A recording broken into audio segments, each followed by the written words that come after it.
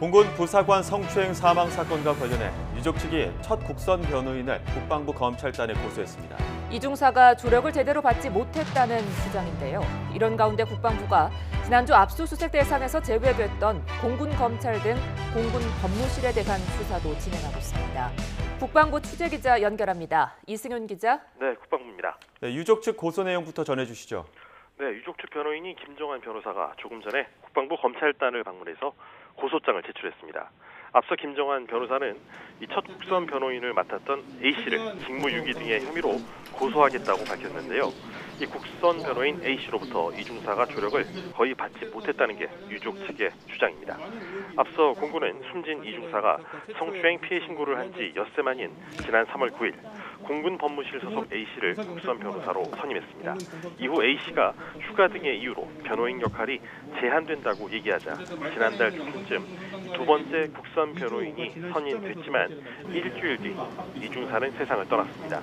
이들 두 국선 변호사가 이중사와 연락을 주고받은 건 두 달여 동안에 20여 차례 정도밖에 안 되는 것으로 알려졌습니다.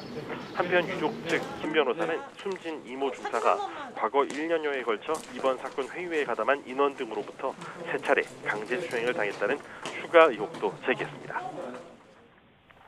공군 검찰에 대한 국방부 검찰단의 수사도 시작이 됐죠. 네, 그렇습니다. 부승찬 국방부 대변인이 오늘 정례 브리핑에서 밝힌 내용인데요. 이 군사 경찰뿐만 아니라 부실 수사 의혹을 받고 있는 공군 검찰에 대한 수사가 현재 진행 중이라고 말했습니다. 지난 4일 이 국방부 검찰단은 군사 경찰에 대한 압수수색을 하면서 공군 검찰은 제외했었는데요.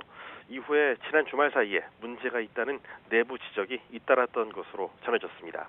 앞서 공군 검찰은 이 군사 경찰로부터 이중사 성추행 사건을 넘겨받은 뒤 가해자와 피해자 조사를 거의 하지 않는 등 이 부실 수사 의혹이 제기됐습니다. 이에 따라 국방부 검찰단은 자료 검토를 거쳐 조만간 압수수색 등을 진행할 것으로 예상됩니다.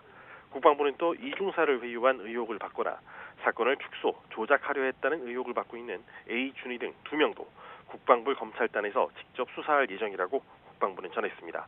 이런 가운데 국방부 감사관실이 지난 2일부터 공군본부 양성평등센터와 제20 전투비행단, 제15 특수임무비행단 등 3개 부대에 대해 감사에 착수한 데 이어 오늘은 현장 조사를 진행하고 있습니다. 지금까지 국방부에서 YTN 이승윤입니다.